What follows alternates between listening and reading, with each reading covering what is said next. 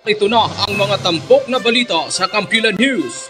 Sa mga nangungunang headlines, 6ID Symbol of Peace formal nang inihayag sa publiko kasabay ng pag-obserba ng International Day of Peace at National Peace Consciousness Month. Army, PNP, LGU at stakeholders sa SPMS nagpulong para makamit ang matiwasay na proseso ng halalan sa barangay at sanggunang kabataan elections 2023. 92IB, MILF, GPH, CCCH at LGU ng Sheriff Saidona Mustafa nagpulong para ihinto ang panggugulo at mapanatili ang kaayusan sa lugar. Mahigit 50 mga kabataan tinipo ng 7IB para sa Youth Leadership Summit 2023 sa Sultan Kudarat.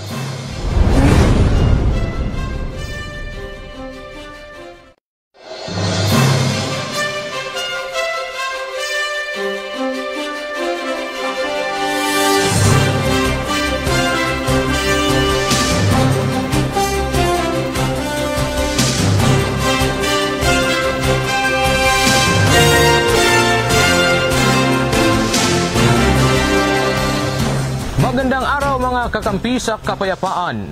Isang makasaysayang ganap sa 6th Infantry Kampilan Division ang unveiling ng Symbol of Peace nitong Huwebes, September 21 sa Camp Siongco, Awang Dato de Tsinsuat, Maguindanao del Norte. Ating alamin sa report na ito. Ang makasaysayang okasyon ay kasabay ng obserbasyon ng International Day of Peace, gayon din ang National Peace Consciousness Month.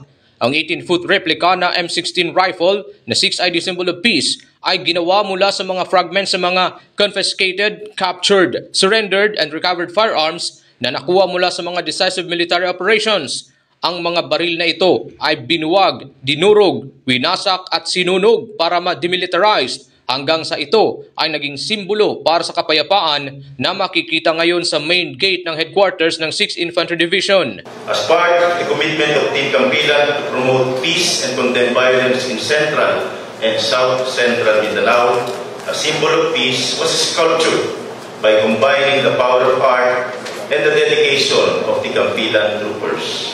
Pinangunahan ni Armed Forces of the Philippines Chief of Staff General Romeo Browner Jr. Kasama din ang Commander ng Western Mindanao Command, Major General Steve Crespillo, PAPRO Secretary Honorable Carlito Galvez Jr., BTA Parliament Member at MSUB Chairperson Dr. Susana Anayaten, BARM Senior Minister Honorable Abunawas Maslamama, bilang representative ni BARM Chief Minister Honorable Ahod Ibrahim, Ms. Hiroko Yabusaki, ang head ng ICRC Cotabato Sub-Delegates, mga opisyal, kasundaluhan at civilian human resource ng Kampilan, media personnel, at iba pang mga kilalang panauhin mula sa mga probinsya na Maguindanao del Norte, Maguindanao del Sur, North Cotabato, South Cotabato, Sarangani at Sultan Kudarat. Binati naman ni General Browner ang Kampilan Division para sa tagumpay na makamit ang peace, reconciliation and unity sa Central at South Central Mindanao. Ayon sa kanya, hindi lamang ito isang simbolo para sa buong Pilipino, kundi isang paalala na lahat tayo ay nagsumikap para sa kapayapaan at pagkakaisa na ating nararanasan ngayon.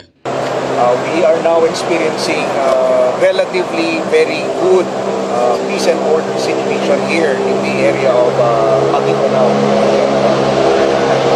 And we commend the 6th Infantry Division of the Philippine Army for all the efforts that they are doing in collaboration with the local government, with BARM, kasama rin natin yung ibang uniformed services natin, yung mga Philippine National Police, Coast Guard natin, Bureau of Fire, and other government agencies in order for us to achieve the peace that we are experiencing now.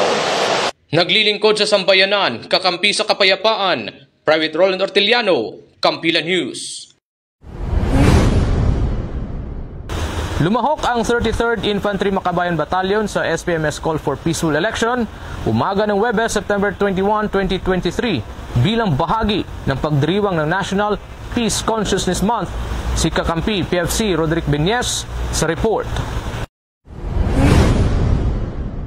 Ang kaganapan ay ginanap sa Sheriff Aguac, Maguindanao del Sur at pinagsama-sama ang iba't ibang stakeholder na nakatuon sa pagtiyak ng isang mapayapa at secure na electoral process. Ang mga kilalang panauhin, kabilang ang mga opisyal ng militar at pulisya, mga kinatawan ng non-government organizations at mga pinuno ng LGU ay nagtipon upang tugunan ang pagkamit sa mapayapang halalan sa SPMS box.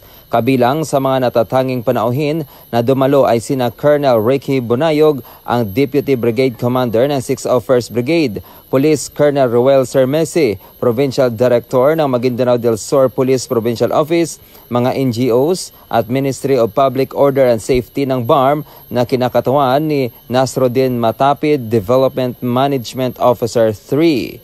Binigyang diin nila ang mahalagang kontribusyon ng mga uniform personnel sa pangalaga sa integridad ng electoral process. Higit pa rito, nagbigay sila ng malaking diin sa pangangailangan para sa collaborative efforts sa pagitan ng mga ahensyang nagpapatupad ng batas at mga lokal na komunidad upang magtatag ng isang ligtas na kapaligiran para sa mga botante. Bukod pa rito, nagbigay sila ng mahalagang pananaw na naglalayong matugunan ang mga dahilan ng tunggalian sa rehiyon. Naglilingkod sa sambayanan, kakampi sa kapayapaan, ang inyong abyan RB ng Bayan, Kampila News.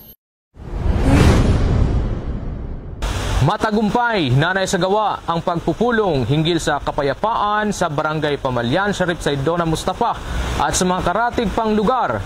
Alamin natin kung ano ang layunin ng pagpupulong sa report ni Kakampi Christine Gorman Cabayes.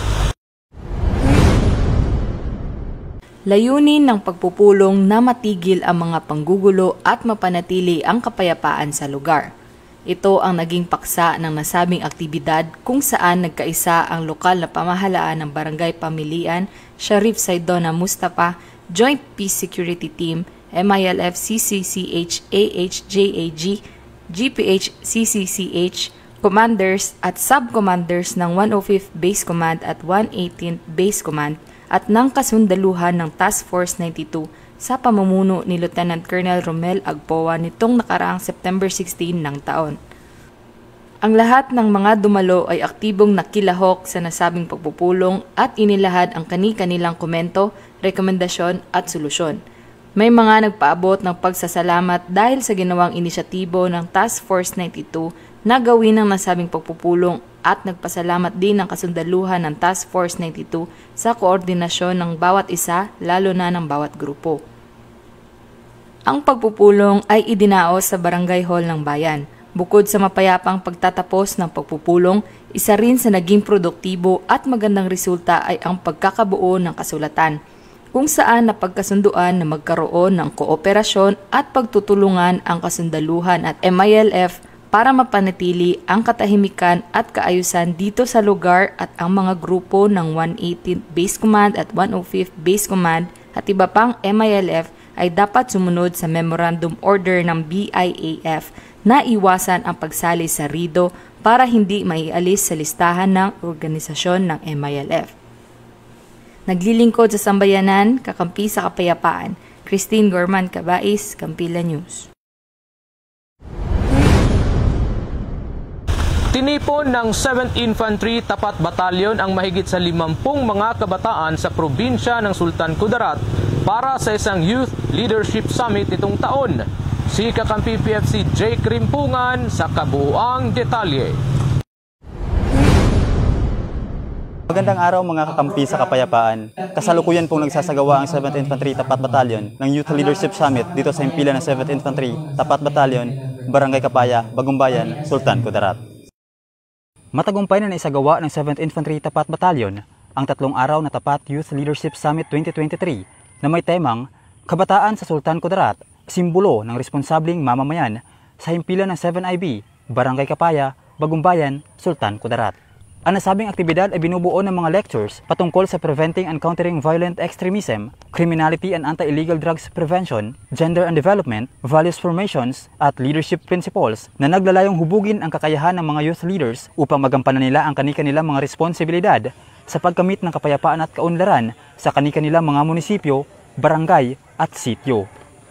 Layunin din ng aktibidad na ito na ma-develop ang youth sense of unity, individual role, youth responsibilities, self-realization at socialization. Ang Tapat Youth Leadership Summit 2023 ay nilahukan ng 56 na mga youth leaders mula sa iba't ibang munisipalidad ng Esperanza, Isulan, Bagumbayan, Senator Ninoy Aquino at Palimbang, parehong sakop ng probinsya ng Sultan Kudarat. Samantala, ang Tapat Youth Leadership Summit 2023 ay mas naging makabuluhan para sa mga youth leaders sapagkat sila ay nabigyan ng pagkakataon na maranasan ang buhay sundalo sa pamamagitan ng pagsasagawa ng iba't ibang military exercises at ang pagkakaroon ng pagkakaisa at kooperasyon na likas sa ating mga kasundaluhan upang maisagawa ng matagumpay ang kahit na anumang pagsubok at misyon. Sa kabuuan, ang aktibidad ay naging matagumpay sa pamamagitan ng walang sawang suporta ng Provincial Local Government Unit ng Sultan Kudarat, Local Government Unit ng Bagumbayan at ng Local Government Unit ng Esperanza. Ang Tapat Batalyon ay patuloy sa mandato nito na palakasin ang ugnayan sa ating mga kabataan na siyang magpapatuloy sa ating adhikain na makamtan ang kapayapaan at kaunlaran sa mga susunod pang henerasyon. Now, maging strong po kayo doon sa mga nangyayari ngayon with all the social media influence. You must be a responsible youth. Life is what will make it. You can have your own story in life and will live according to God's purpose. Huwag po tayong mawala ng pag-asa. Mangarap po tayo para sa future na mga kabataan katulad po ninyo. Ang ini-espouse ng Philippine Army is not just a form of leadership. It is what we usually call servant leadership.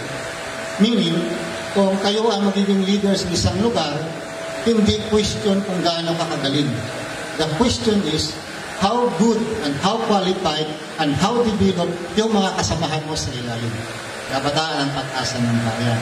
You will be the future of our nation. The future defender of our sovereign and our kalayaan natin. Mangyayari lang yon kapag kayo ay nangarap. Nangarap ng tama at may takot at paniniwala sa Diyos. Nag-uulat mula dito sa 7th Infantry Tapat Batalyon, naglilingkod sa sambayanan, kakampi sa kapayapaan, Private First Class J. Krimpungan, Kampila News. Mga kakampi, inyong natunghayan ang Kampila News, mga mahalagang balita at kaganapan sa Joint Task Force Central at 6th Infantry Kampilan Division, Philippine Army sa linggong ito. Mula dito sa punong himpilan ng Kampilan Division, Private Roland Orteliano, naglilingkod sa sambayanan, kakampi sa kapayapaan, Kampilan.